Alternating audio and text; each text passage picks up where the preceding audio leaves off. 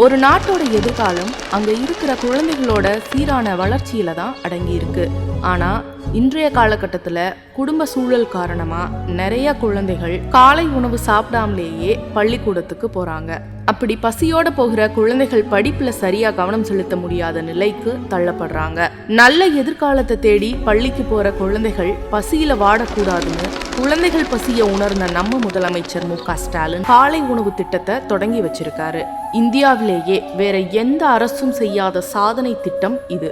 வயிற்று பசி காரணமா குழந்தைகளோட அறிவு பசி எந்த விதத்திலும் பாதிக்க கூடாது அப்படிங்கிற உயர்ந்த எண்ணத்துல காலை உணவு திட்டத்தை கொண்டு வந்து ஆயிரக்கணக்கான மாணவர்கள் மனசுலையும் அவங்க பெத்தவங்க மனசுலையும் நீங்காத இடத்தை பிடிச்சிட்டாரு நம்ம முதலமைச்சர் மு.க. ஸ்டாலின்.